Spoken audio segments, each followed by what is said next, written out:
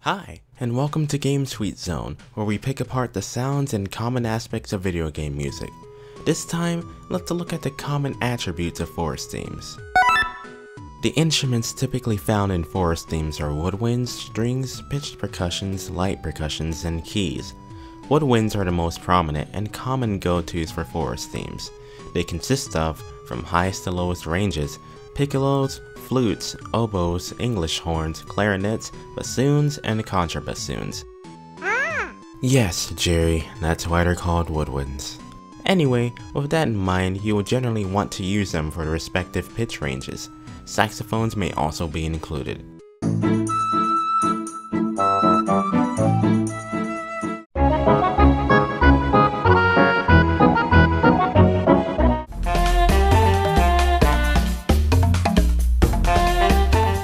Next up are your strings. They consist of violins, violas, cellos, and basses. They can simply be bowed or plucked, which is called pizzicato.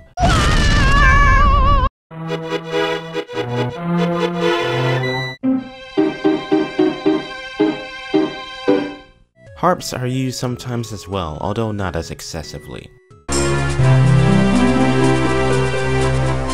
Pitched percussions often fall in forest themes as well.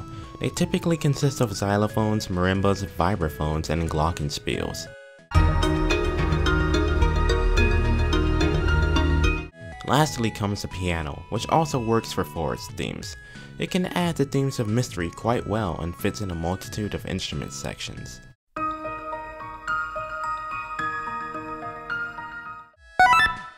Let's take a look at common arrangements for specific instruments. Main melodies are often played by woodwinds. Good and common starters for this are the flute, oboe, and clarinet.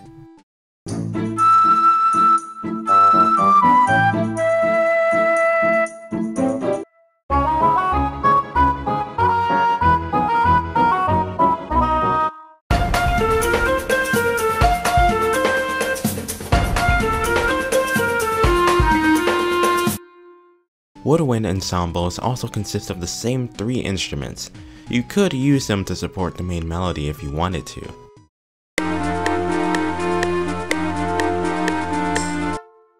Lower pitched woodwinds, such as bassoons and contrabassoons, are usually saved for the bass section.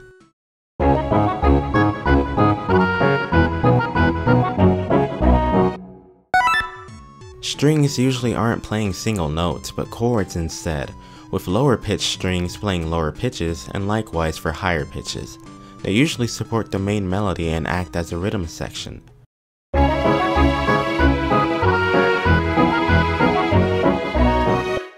When going with pizzicato, they can function like most rhythm sections that don't focus on fewer notes with sustain.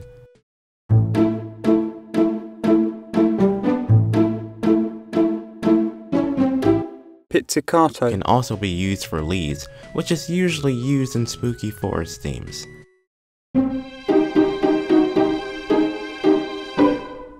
Finally, strings can be used to play chords or single notes repeatedly, especially with dynamics, to contribute to mysterious or upbeat forest themes. Keeping the strings busy without giving them much rest in any form would also contribute to an energetic and upbeat theme. You could also try this with woodwinds if you like.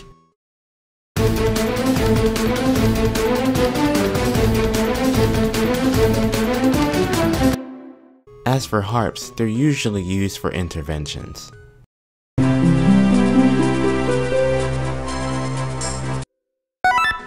When used as the lead, marimbas and xylophones can work great by using chords.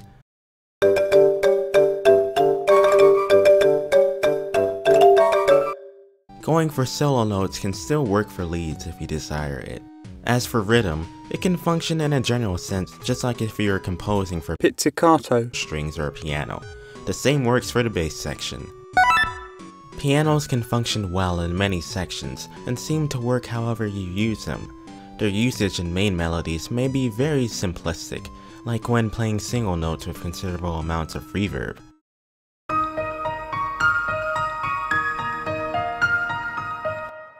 Bass notes and rhythm sections operate how you would imagine, again, like pizzicato, strings or basses.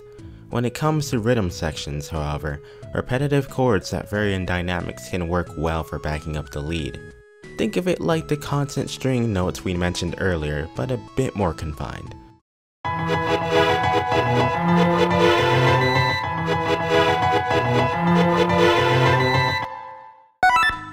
As for percussion, it's usually quite light, using ones like tambourines, shakers, hi-hats, and the like.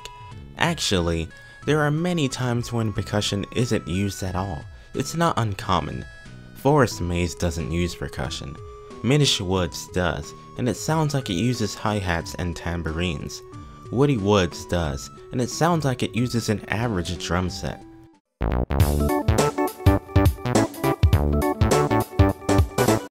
When using percussion, just keep a consistent rhythm or use short interventions, and be especially sure to not let it overtake the other main instruments in general. We now have the basic instruments we could use, but layering can give us a bit more options. Layering is as it sounds. You have different instruments play the same notes to achieve different sounds. It's really something you just experiment with.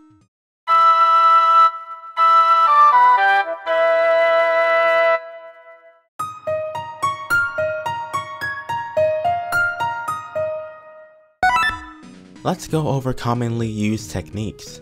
A tremolo is rapid sounding of a note. When used with strings, it can provide a sense of fear and tension, or even mystery. Listen to the strings being played under the pizzicato strings. When done with marimbas or xylophones, you can contribute to woody sounds. This is also known as a marimba or xylophone roll.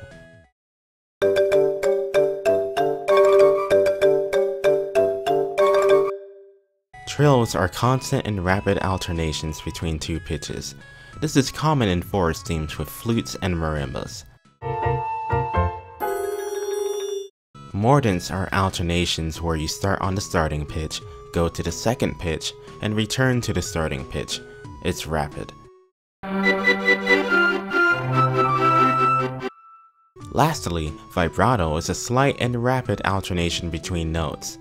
Unlike trills, you do not simply play a note then the next. You play the note and slightly modify its sounding before bringing it back to normal.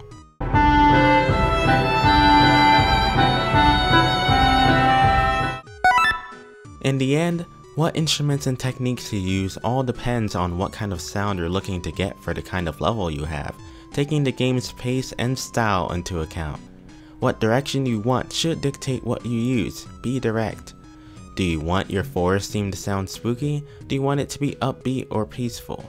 Get a direction set for the piece. Do you want your forest theme to communicate fear and danger? Tremolo strings and sudden changes in dynamics may work out for you. Do you want it to be upbeat and have a very woody overall sound?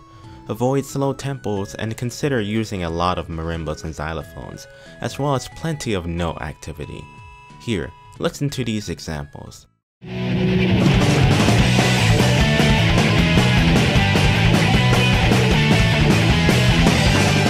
Sonic's always about going fast, but even disregarding that, this is an escape level, so something fast and full of tension is arguably a fitting direction. Most of the levels in Sonic Adventure 2 have a signature guitar sound, so that's present here and fits right in with the game's music direction.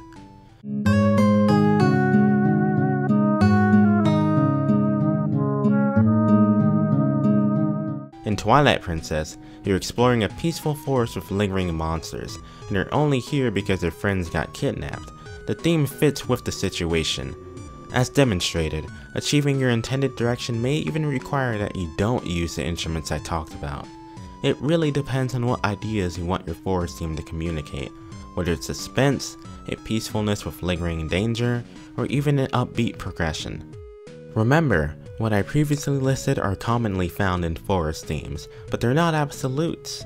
They can be helpful for laying down some ideas and adding to them, but it always ends with what direction you're going for. Use what's best, but these common parts of forest themes are always there to be of use. I hope this proved to be interesting or helpful. Thanks for watching, and Jerry and I will see you next time. Where's Jerry?